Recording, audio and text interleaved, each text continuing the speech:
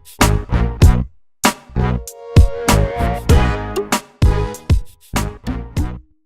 up, everybody? Welcome to the first ever Flick This with your boy Chub Johnson and Husky Downs. Arr! Okay, so on Flick This, we're going to be giving you two movie reviews.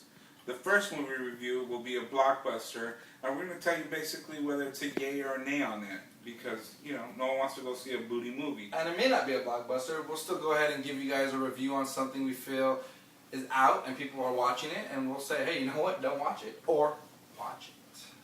Wow. Good explanation.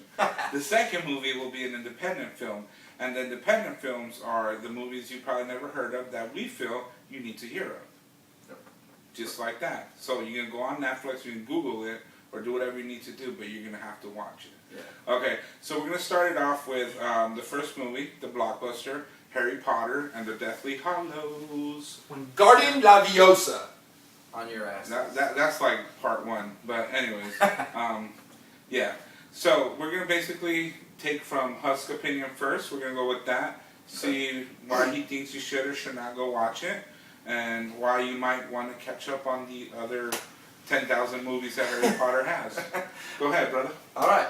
Basically, I'm going to start this off with letting you guys know that I'm giving this movie 4 dog piles out of 5. And basically, that's a rating system that I, Husky Downs, have. You'll find on all the different places I'm at, I rate things that way. This movie is the best by far of all the movies, of all the Harry Potters, which, as a little caveat to things, I want people to know that if you haven't seen the Harry Potter series, basically... I need to Google what caveat means. Okay, so basically we want you guys to know that it's worth watching. If your parents haven't seen it, they're real skeptic about watching it, watch it. They're great films. They're not just for kids. So make sure you watch all 6 of them, as there are a total of 7 right now. Deathly Hallows is part 1 of 2, and you've got the regular cast of characters. Harry Potter's back, Hermione's back, Ron Weasley's back, the brothers are back, Snape, Malfoy, Voldemort, everyone's back. Everybody. Yeah. Who is not back is... I can't tell you that, because we don't want any spoilers here. Oh, okay, no spoilers. But, however, it's you much... need to warn me, because I was about to spoil it. No. Okay, got it. It's much darker than all the rest, but much more interesting. The story goes very in-depth with things. You're going to enjoy it. It's going to put you on the edge of your seat. For us, it's just because we're fat. But other than that, it's a great film that really delves into the book and also highlights Harry Potter's growth, and it pretty much is the climax of what you've been waiting for. Climax. It is. So it's a great film, and you will not be disappointed. And you're going to see Harry Potter come out of his shell quite a bit and put some little moves, or as we Latinos like to say, some movidas, on Hermione. So it's definitely worth watching. You'll get your money's worth. And from a couple of average guys, or from an average guy myself, I'm very critical of movies, and I'm telling you, this is a movie worth watching. You're going to want to go spend your ducats on it. So Ducats. So, are you good? I'm good. I'm passing it. I'm grabbing it. Okay, I grabbed it. Yeah, you did. Anyway, so, okay, Harry Potter, Deathly Hallows. I, Chub Johnson, have a love-hate relationship with Harry Potter. Do you? Yes, I do. I've been watching Harry Potter since, Harry Potter 1. Never read the books. I don't know why, I just never felt like it. But anyways, since Harry Potter 1, I've been, waiting for Harry Potter to not be Harry Twatter, which is basically become a wizard, And right? which is also another film, but we won't get into that. Yeah, no, we don't review those films here. Maybe Grit. Maybe. But anyways, he's becoming a man. You actually see, Ron, Hermione, and himself actually go out on an adventure and, basically start manning up, not needing, the help of everybody else. Although they will need it at the end because Voldemort has his own army. But it's very interesting to see Harry Potter actually doing magic himself without just, turning things into, minor little magic tricks that finally he's becoming a real wizard. That alone was worth watching for me. The movie's actually a lot longer, that's why I split it up into 2. 2 hours and 27 minutes. But at the same time, it's great because it gives you a thorough, depiction of what the book really probably had, and I didn't read the book, but it's okay. 2 hours and 30 minutes. I still had fun with it. I loved it. I love where Harry Potter's or what he's actually turning into, and I recommend for everybody to go watch it.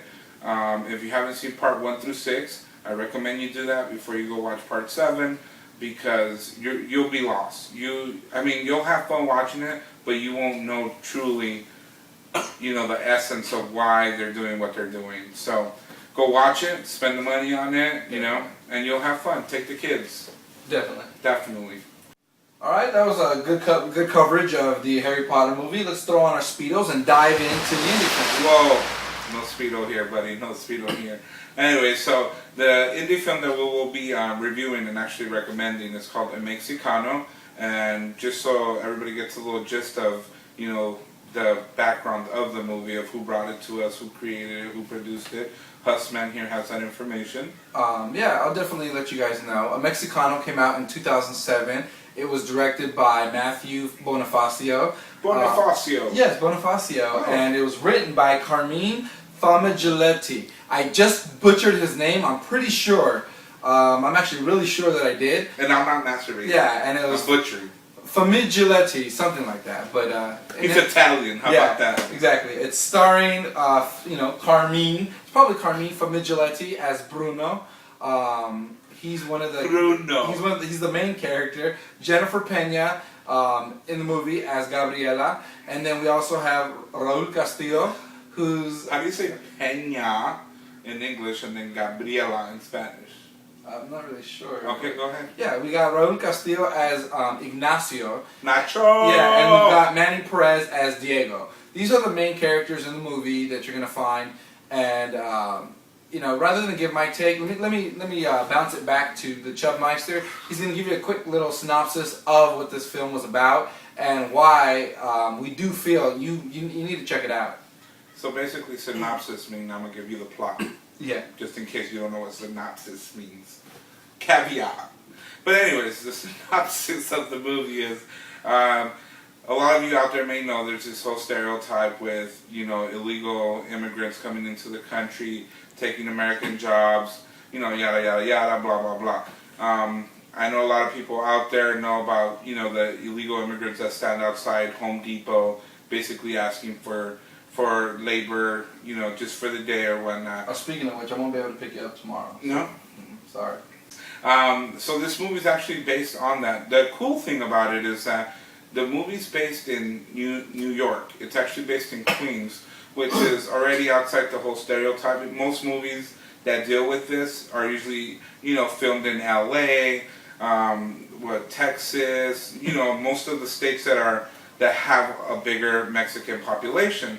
Whereas in New York, you tend to have more of the Puerto Ricans, different kind of Latinos out there. Yeah. But so this movie's taking place in Queens, and it goes through this whole relationship between an Italian American individual who's basically down and out for his luck, and he finally gets a job. But to do his job, he has to hire some, illegal immigrants, and turns out that through this whole process of working together, at first he didn't trust the illegal immigrant, who's actually Ignacio or Nacho in the movie, and actually become really good friends, and it'll take you on a roller coaster of emotions.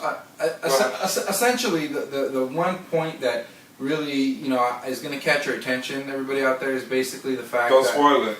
Don't spoil it. I'm not spoiling it, but... Okay, don't spoil it. But the Mexicano guy, he essentially finds himself in a very similar position to where he can feel for the Mexican or the Mexicans, and it's basically that you're reversing the roles. It's your prototypical, that's what it is. It's an antithesis of it. So. And wow, I can't even say that word, antithesis. But anyways. We think you should definitely go watch it. It is on Netflix. You can stream it right onto your 360, iPad, iPhone, whatever. We have PS3, Wii, anywhere you can get it on DVD from Netflix. So definitely go watch it, Amexicano, and you'll have fun with it. Have a good movie night. For Husky Downs and Chub Johnson from Flick This, signing out. Peace.